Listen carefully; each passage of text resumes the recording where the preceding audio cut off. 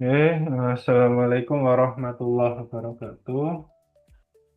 Di pekan keempat ini ya, kita akan bahas tentang representasi dan penyederhanaan persamaan sistem LTIC, sistem yang kontinu, dan juga sistem LTID, yang sistem diskrit.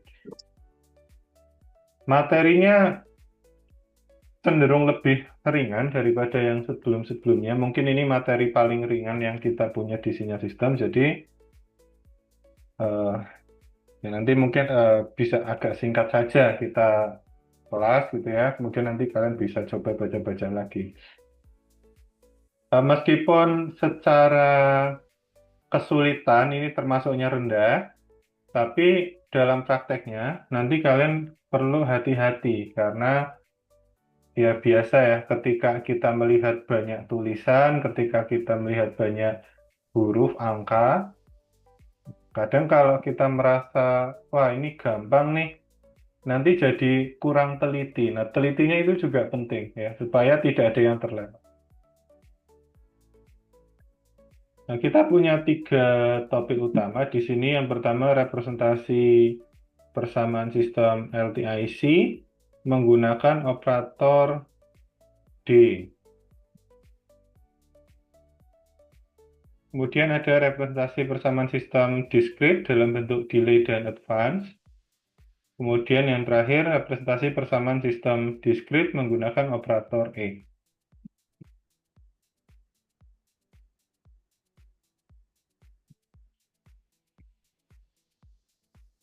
Nah, ini meskipun sederhana ya, nanti secara kesulitan itu rendah, ya, tapi harus teliti dan ini nanti dipakai untuk seterusnya itu ya, ketika kalian melakukan analisis kestabilan sistem dipakai. Ketika kalian melakukan realisasi secara simbolis dipakai juga.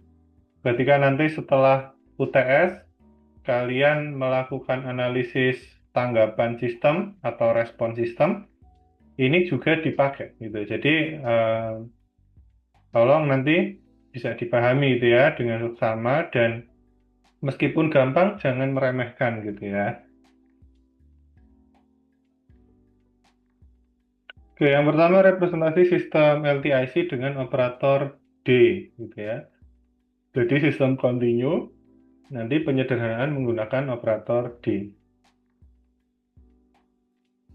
Ya. Untuk persamaan sistem kontinu kita punya satu persamaan umum. Bentuknya adalah PD, persamaan diferensial. Ya. Isinya tuh turunan-turunan ya, D per DT, orde berapa. Ini D per DT lagi, D per DT lagi. Tergantung nanti sistemnya orde berapa ya. Kalau di kita untuk analisis mungkin mentoknya di orde 3 gitu. Nah, ketika kita harus menuliskan persamaan diferensial dengan bentuk aslinya, ini kan ngerepoti ya, selain ngerepoti, tulisannya jadi tambah banyak, dilihat itu jadi eh ya jadi bikin pusing gitu lah ya. Bisa kita sederhanakan menggunakan operator D, di mana operator D itu mewakili D per DT. Nah, jadi kalau dia orde 2, D2 per DT2, kita gantinya menggunakan D2. Ya. Ini ya D-nya kayak D pangkat 2 ya, tapi D pangkat 2 itu bukan berarti turunannya pangkat 2, tapi turunannya orde 2 gitu ya. Turunan pangkat 2 dan turunan orde 2 itu beda. Oke. Kalau orang bilang turunan Y pangkat 2, itu nantinya jadi seperti ini. Nah, kuadrat. Tapi kalau turunan orde 2, itu seperti ini. Ini artinya beda ya. Ini pangkat 2, ini orde 2. Artinya beda. Jadi jangan kebalik. Dan seterusnya ya, D pangkat 3 berarti D3 per DT3. D pangkat 4, D4 per DT4, dan seterusnya. Nah, ketika persamaan umumnya, persamaan diferensialnya itu sudah berhasil kalian sederhanakan, ini bisa dilakukan grouping ya. Jadi si YT dikeluarkan, nanti seluruh D dan konstantanya kita masukkan ke dalam kurung. Pun demikian dengan sisi input yang FT. FT-nya kita keluarkan, nanti D-nya kita grouping. D beserta koefisien konstantanya ya. Jadi yang dipisah hanya Y dan F-nya saja.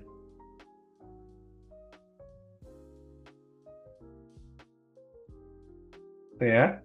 Nah, yang di dalam kurung ini, yang kumpulan D sama konstantanya, yang di sisi output, itu kita kasih nama key. Yang di sisi input, kita kasih nama P. Ya. Sehingga persamaan umumnya bisa disederhanakan menjadi seperti ini. Ya.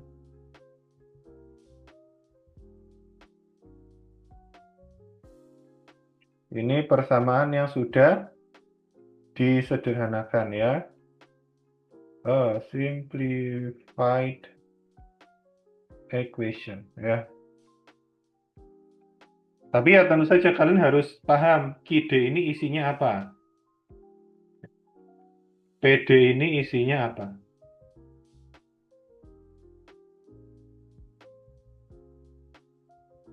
Oke.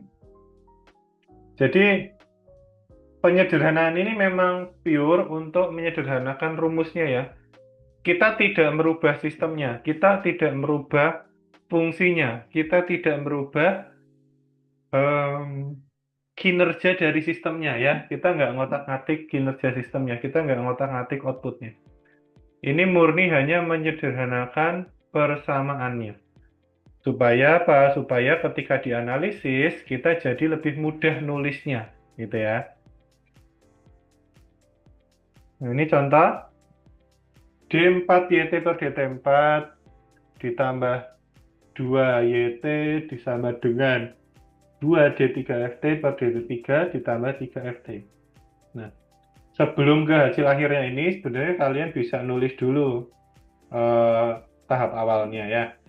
D4 per DT4, dia berarti D pangkat 4. Jangan lupa YT-nya ditulis. Tambah 2YT. Kenapa kok ini 2YT? Karena dia nggak punya turunan ya. Ini kan nggak punya turunan atau turunan orde 2. Orde 2, maaf, orde 0 gitu ya. Turunan orde 0 ya. Kalau mau ditulis ya nanti D pangkat 0. Tapi kan ini nggak perlu ditulis ya. Ini nggak perlu ditulis. Sehingga 2YT ya tetap 2YT. Kemudian 2D3, berarti 2D besar pangkat 3 FT ya, karena itu. Ditambah 3FT, ini 3FT-nya nggak punya turunan, jadi ditulis ulang saja 3. Nah, setelah kalian nulis ini rinciannya baru bisa disederhanakan ya. Yang sisi input, yang sisi output ada D pangkat 4 dan plus 2. Sehingga kita punya di sini D pangkat 4 plus 2. YT-nya jangan ketinggalan, harus ikut ditulis ulang. Ya. Yang di sisi input, kita punya 2D3 dan 3. Ya. 2D3 dan 3. Jangan ketinggalan, ada FT-nya. Ya. Jadi ini caranya kita melakukan penyederhanaan pada persamaan diferensial. Gitu ya. Tapi ini in case untuk analisis sinyal sistem gitu ya. In case untuk analisis sinyal sistem. Yang nomor 2 bagaimana? Nah ini D per DT berarti dia orde 1 ya. Orde 1. Kita nggak perlu nulis D pangkat 1 ya. Nggak perlu ya. Cukup D saja. DYT plus YT. Dia nggak punya turunan. Kemudian F2T. Dia juga nggak punya turunan. Sehingga kalau disederhanakan menjadi D plus 1 YT sama dengan FT kuadrat. Ya. Ini untuk yang continue, gitu ya. Jadi sistem continue disederhanakan menggunakan operator D.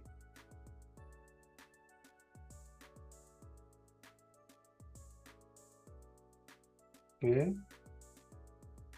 Nah, sebelum kita lanjut ke sistem discrete, ada yang mau ditanyakan dulu, silakan. Jadi memang sesimpel itu ya. Yang perlu di sini ini mungkin kita lebih dituntut untuk teliti saja, gitu ya. Kita dituntut untuk lebih teliti saja. Karena bisa jadi nanti kalian di real case dapat persamaan yang panjang, gitu ya. Nah itu kan kalau nggak teliti atau mungkin pas kondisi lelah ya matanya kan sliver gitu ya, ada yang terlewat. Jadi memang harus teliti ya, kita lebih dituntut teliti di sini.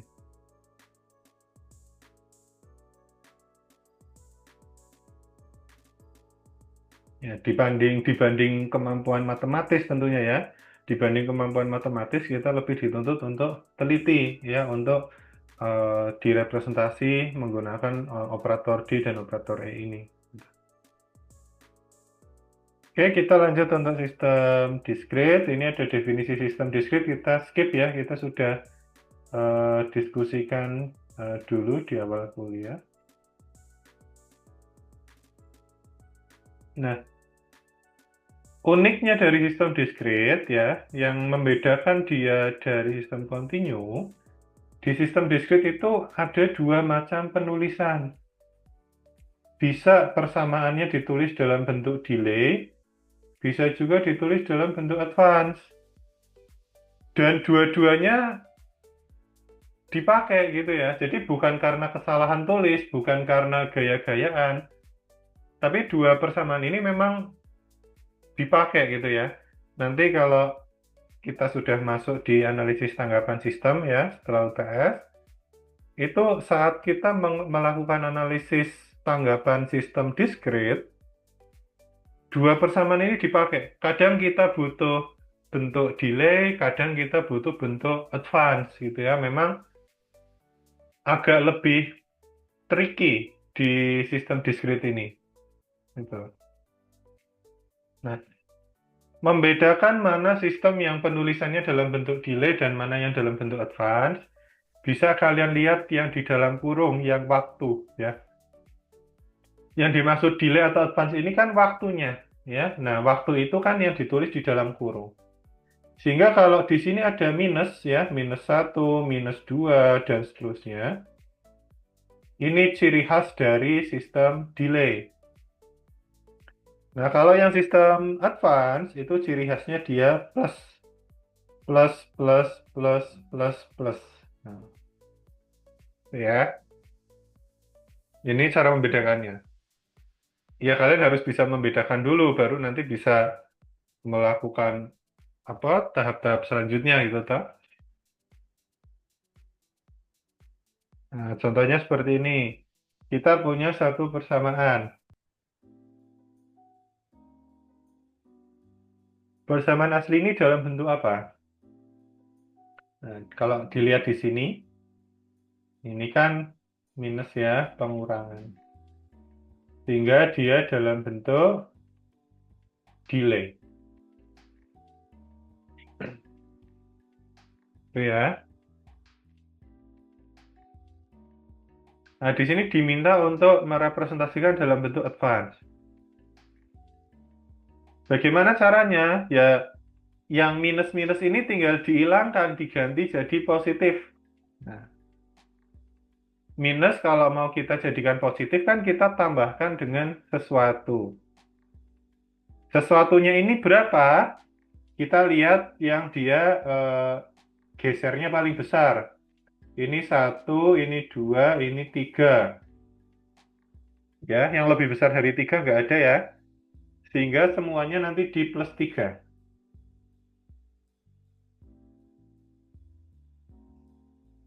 Ini juga plus 3.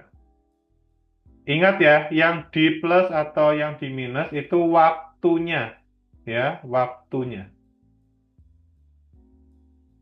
Sehingga ya YK plus 3. Oke. Ini ada 0,6 konstanta, tinggal kita tulis ulang. K-1 ditambah 3. Min 1 tambah 3 itu plus 2. Sehingga di sini kita punya plus 2. Ini minus 0,7 ditulis ulang konstantanya. Kemudian minus 2 ditambah 3 plus 1 ya. Sehingga kita di sini punya plus 1. Kemudian plus 0,2 ditulis ulang. K-3 ditambah 3. Min 3 tambah 3 kan 0. Sehingga di sini cukup YK. Ya. Ya, kalau lengkapnya sih YK plus 0. Tapi plus 0-nya nggak perlu ditulis. Ya, cukup YK. Ya. Sama dengan yang sisi input juga sama ya. Ditambah juga plus 3 waktunya. Jadi harus konsisten. Kalau plus 3 ya plus 3 semua. Ya, untuk sisi output di sebelah kiri ataupun sisi input di sebelah kanan ya. Harus konsisten. FK plus 3, jangan lupa ada konstantanya 0,5. K-1 tambah 3, dia jadi K plus 2. Jangan lupa konstantanya plus 0,1. Ya, jadi memang sesederhana ini caranya.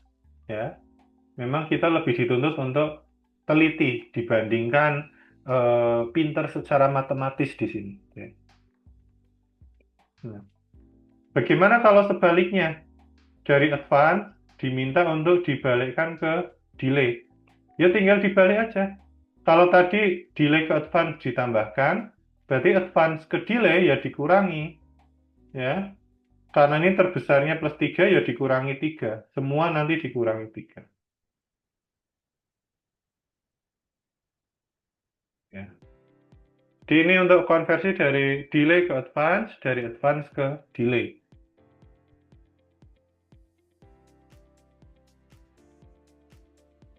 Ya. Kenapa kita harus bisa melakukan konversi tadi dari delay ke advance dan sebaliknya? Karena di sini ya, ini kan tokoh utama kita di sistem discrete kali ini ya, operator E ya. Nah, operator E ini hanya applicable, hanya bisa dipakai untuk bentuk advance. Oke. Jadi kalau misal kalian diminta sederhanakan persamaan sistem discrete berikut dalam bentuk operator E. Tapi yang diberi ternyata dia bentuk delay. Ya harus kalian convert dulu menjadi advance. Baru kalian convert menjadi operator E. Kalau dari awal dia bentuknya sudah advance, ya berarti bisa langsung kalian convert ke operator E. Ya, jadi sesuai kebutuhan saja. Ya. Yang jelas operator E ini hanya bisa diaplikasikan dalam persamaan sistem yang bentuknya advance. Oke. Kalau ketemu YK plus 1, berarti dia menjadi E pangkat 1. Ketemu K plus 2, dia jadi E pangkat 2. Ketemu plus 3, dia jadi E pangkat 3. Dan seterusnya seperti itu ya.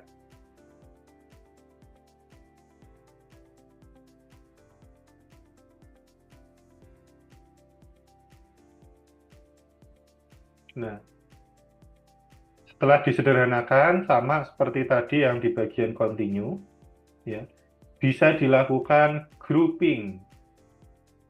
Ya, jadi seluruh E dan juga konstanta-konstantanya dikelompokkan, Y dan F-nya dikeluarkan. Nanti yang sisinya output dikasih nama key. Karena ini pakai operator E jadi key E. Kalau di continue tadi kan key D ya. Di sini key E. Yang sisinya input yang kanan jadi P. Gitu ya. Nah, ini ada contoh. Nah, contoh ini kebetulan dia sudah dalam bentuk advance ya. Ya, berarti bisa langsung kita rubah jadi operator E. K plus 2 jadi E pangkat 2. K plus 1 jadi E pangkat 1. Jangan lupa dia punya konstanta, ya, ditulis ulang. Kemudian YK kan E pangkat 0 ya. YK itu kan YK plus 0. Nanti dia jadi E pangkat 0. E pangkat 0 itu 1. Jadi nggak perlu ditulis, ya. Nggak perlu ditulis. Tapi dia punya konstanta 1/16. Ya. Sama dengan, nah ini jangan lupa YK-nya jangan ketinggalan. Kemudian sama dengan FK plus 2. Nah ini plus 2, berarti E kuadrat FK. Ya. Jadi di kedua sisi ya, jangan kalian misalnya merubah operator E cuma di kiri, yang kanan malah lupa, jangan gitu ya. Pokoknya harus konsisten, kanan kiri diperlakukan sama. Gitu ya.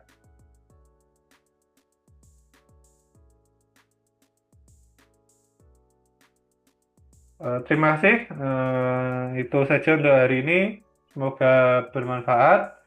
Saya akhiri. Assalamualaikum warahmatullahi wabarakatuh.